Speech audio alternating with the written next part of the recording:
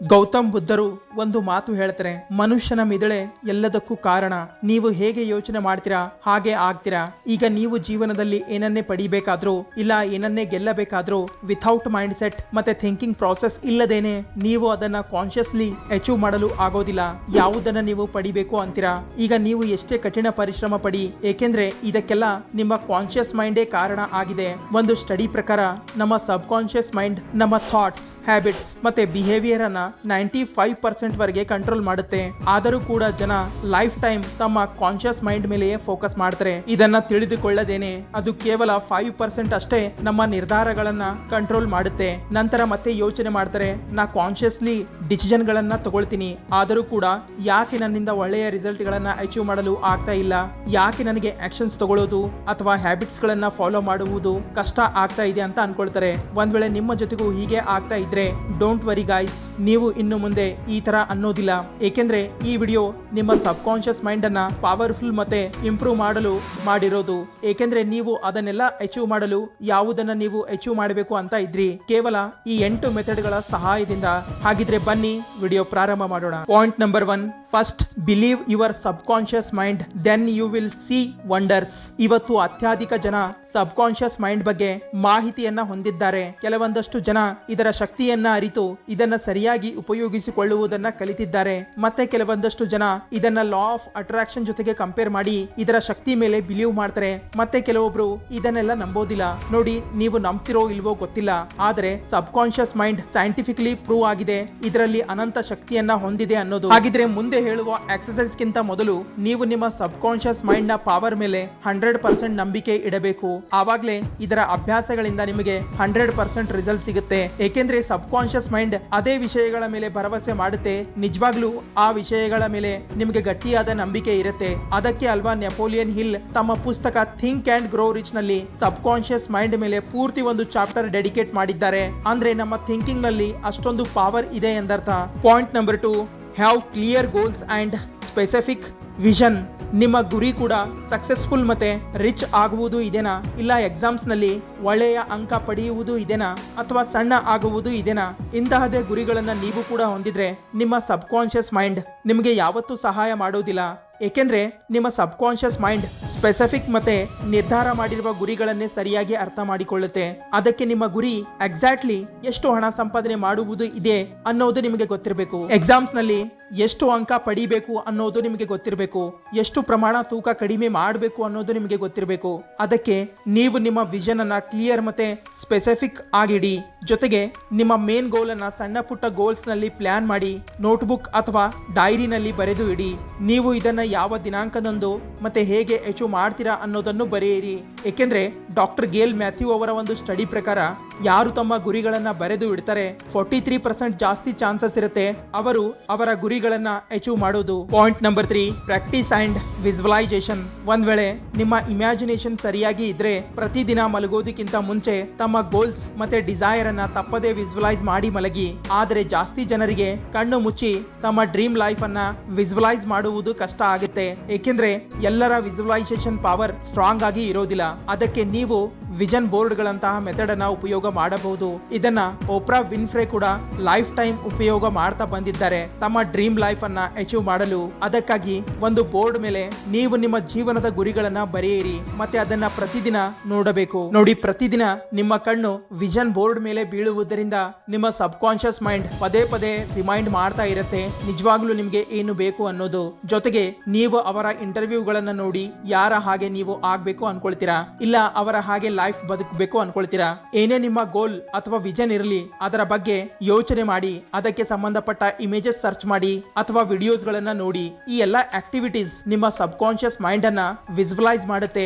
ನಿಮಗೆ ಜೀವನದಲ್ಲಿ ಏನು ಬೇಕು ಮತ್ತೆ ನೀವು ಏನು ಆಗ್ಬೇಕು ಅನ್ಕೊಳ್ತೀರಾ ಅದನ್ನ ಪಡೆಯಲು ಸಹಾಯ ಮಾಡುತ್ತೆ. Point number 4, positive self talk and affirmation. Shad Helmstetter ಅವರ ಪುಸ್ತಕ what to say when you talk to yourself ನ ಪ್ರಕಾರ ಪ್ರತಿದಿನ ನಾವು ಬೇರೆಯವರ ಜೊತೆಗೆ ಮಾತಾಡೋ ಮಾತನಾಡುವ ಬದಲು ತಮ್ಮ ಜೊತೆಗೆ ತಾವು ಜಾಸ್ತಿ ಮಾತಾಡಲು ಸಮಯ ವ್ಯರ್ಥ ಮಾಡುತ್ತೇವೆ. ಮತ್ತೆ ದಿನವಿಡೀ ತಮ್ಮ ಜೊತೆಗೆ ತಾವೇ ಮಾತಾಡಿರುವ ಶಬ್ದಗಳೇ ನಮ್ಮ ಮೂಡ್, ಡಿಸಿಷನ್ ಮತ್ತೆ ಆಟಿಟ್ಯೂಡ್ ಅನ್ನ ನಿರ್ಧಾರ ಮಾಡುತ್ತೆ. ಏಕೆಂದ್ರೆ ನಾವು ಆ ಮಾತುಗಳ ಮೇಲೆ ಜಾಸ್ತಿ ನಂಬಿಕೆ ಮಾಡುತ್ತೇವೆ, ಯಾವುದನ್ನು ನಾವು ನಮ್ಮ ಜೊತೆಗೆ ಹೇಳುತ್ತೇವೆ. ಅದಕ್ಕೆ ಪ್ರತಿದಿನ ಪಾಸಿಟಿವ್ ಅಫರ್ಮೇಷನ್ಸ್ ಗಳನ್ನ ಹೇಳಿ. ಇದರಿಂದ ನೀವು ಮತ್ತೆ ನಿಮ್ಮ ಜೀವನ ಎರಡು ಬದಲಾವಣೆ ಆಗುತ್ತೆ. ಏಕೆಂದ್ರೆ ಯಾವ ಮಾತುಗಳನ್ನ ನಾವು ರಿಪೀಟ್ ಮಾಡುತ್ತೇವೆ ಅದನ್ನ ನಮ್ಮ ಸಬ್ ಕಾನ್ಶಿಯಸ್ ಮೈಂಡ್ ನಿಜ ಅಂತ ಒಪ್ಪಿಕೊಳ್ಳುತ್ತೆ. ಸರಿ ಅಥವಾ ತಪ್ಪು ಯಾವುದು ಅನ್ನೋದನ್ನ ಯೋಚನೆ ಮಾಡದೆ ನೋಡಿ. ಯಾವಾಗ ನೀವು ಪ್ರಾರಂಭದಲ್ಲಿ ಪಾಸಿಟಿವ್ ಅಫರ್ಮೇಷನ್ ಗಳನ್ನ ಹೇಳ್ತೀರಾ ಆಗ ನಿಮಗೆ ನಾನು ಸುಳ್ಳು ಹೇಳ್ತಾ ಇದ್ದೇನೆ ಅಂತ ಅನ್ಸುತ್ತೆ, ಅಥವಾ ಇದು ನಿಜ ಅಲ್ಲ ಅಂತ ಅನ್ಸುತ್ತೆ.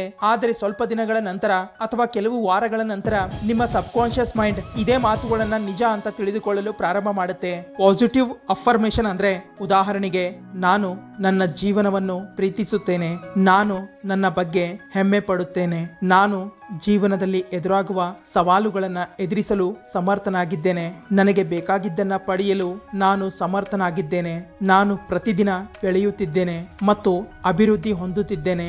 ಈ ತರ ಪ್ರತಿದಿನ ನೀವು ರಾತ್ರಿ ಮಲಗೋದಕ್ಕಿಂತ ಮುಂಚೆ ಅಥವಾ ಬೆಳಿಗ್ಗೆ ಬ್ರಹ್ಮ ಮುಹೂರ್ತದಲ್ಲಿ ಎದ್ದು ಇದನ್ನ ಹೇಳಬಹುದು. ಮತ್ತೆ ಆದಷ್ಟು ಪ್ರತಿದಿನ ಇದನ್ನ ಹೇಳುವ ಪ್ರಯತ್ನ ಮಾಡಿ. Point number 5, change your brain wiring. ಈಗ ನಿಮ್ಮ ಮೈಂಡ್ ಸೆಟ್ ಹೇಗೆ ಇರಲಿ ಅದು ನೇರ ರಿಸಲ್ಟ್ ಆಗಿದೆ ನಿಮ್ಮ ಅಪ್ಬ್ರಿಂಗಿಂಗ್, ಎನ್ವೈರನ್ಮೆಂಟ್, ಪರ್ಸನಲ್ ಎಕ್ಸ್ಪೀರಿಯನ್ಸ್ ಮತ್ತೆ ನಾಲೆಜ್ ಜೊತೆಗೆ ನೀವು ಏನೆಲ್ಲ ನೋಡ್ತೀರಾ ಮತ್ತೆ ಕೇಳ್ತೀರಾ ಅದೇ ತರ ನಿಮ್ಮ ಬ್ರೈನ್ ವೈರಿಂಗ್ ನಿರ್ಮಾಣ ಆಗುತ್ತೆ. ಅದಕ್ಕೆ ಇದನ್ನ ಸರಿ ಮಾಡಲು ಮತ್ತೆ ಮೈಂಡ್ಗೆ ಒಂದು ಡೈರೆಕ್ಷನ್ ನೀಡಲು ಒಳ್ಳೆಯ ಪುಸ್ತಕಗಳನ್ನ ಓದಿ. ಪ್ರಾರಂಭದಲ್ಲಿ ನೀವು the power of your subconscious mind ಪುಸ್ತಕ ಓದಬಹುದು, ಇಲ್ಲ ಭಗವದ್ಗೀತಾ ಪುಸ್ತಕ ಓದಿ ಅಥವಾ ಸೆಲ್ಫ್ ಹೆಲ್ಪ್ ಪುಸ್ತಕಗಳನ್ನ ಓದಿ. ಪ್ರಾರಂಭದಲ್ಲಿ ಆ ಪುಸ್ತಕದ ಕೇವಲ ಒಂದು ಪುಟ ಓದುವ ಪ್ರಯತ್ನ ಮಾಡಿ. ಇದರಿಂದ ನಿಮ್ಮ ಬುದ್ಧಿಶಕ್ತಿ ಜಾಸ್ತಿ ಆಗುವುದರ ಜೊತೆಗೆ ನಿಮ್ಮಲ್ಲಿ ಏಕಾಗ್ರತೆ ಜಾಸ್ತಿ ಆಗುತ್ತೆ.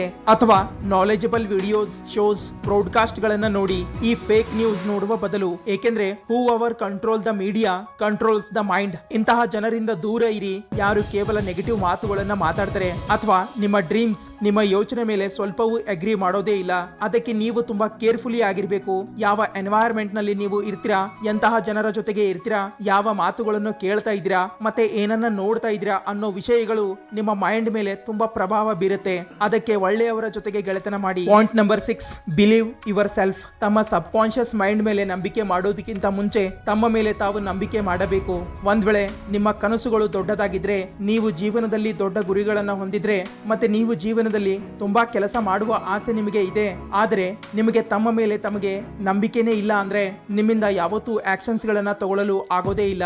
ಅದಕ್ಕೆ ಇದೇ ಸಮಯದಲ್ಲಿ ಜನರಿಗೆ ತಮ್ಮ ಫ್ಯೂಚರ್ ನ ಬಗ್ಗೆ ಜಾಸ್ತಿ ಟೆನ್ಷನ್ ಅಥವಾ ಎಂಗ್ಸೈಟಿ ಆಗುತ್ತೆ.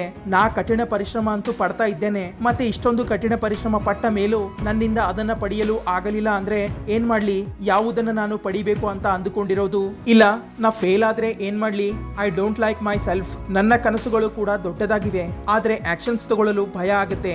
ಯಾವುದೇ ಪರಿಸ್ಥಿತಿಯನ್ನ ಎಷ್ಟೇ ಇಡಿಯಟ್ ಆಗಿ ಯೋಚನೆ ಮಾಡ್ಲಿ ಅಥವಾ ಎಷ್ಟೇ ಸ್ಮಾರ್ಟ್ ಆಗಿ ಯೋಚನೆ ಮಾಡ್ಲಿ, ಎಂಡ್ ಆಫ್ ದ ಡೇ ನನಗೆ ಭಯ ಆಗುತ್ತೆ ಅನ್ನೋ ಮಾತುಗಳೆಲ್ಲ ನಿಮ್ಮ ಗೆಳೆಯನಿಗೆ ಹೇಳುವುದನ್ನ ಬಿಟ್ಟು ಬಿಡಿ. ನೋಡಿ, ತಮಗೆ ತಮ್ಮ ಮೇಲೆ ಬಿಲೀವ್ ಮಾಡಲೇಬೇಕಾಗತ್ತೆ. ಯಾವ ನೆಗೆಟಿವ್ ಇಮೇಜ್ ನೀವು ನಿಮ್ಮ ಮೈಂಡ್ ಒಳಗೆ ನಿರ್ಮಾಣ ಮಾಡಿದ್ದೀರಾ, ನಾನು ತುಂಬಾ ಲೇಜಿ, ನನ್ನಲ್ಲಿ ಕಾನ್ಫಿಡೆನ್ಸ್ ಇಲ್ಲ ಅಥವಾ ನಾನು ಸ್ಮಾರ್ಟ್ ಆಗಿಲ್ಲ, ಇದೆಲ್ಲವೂ ತಮ್ಮನ್ನ ತಮಗೆ ನೋಡುವ ದೃಷ್ಟಿ ಆಗಿದೆ.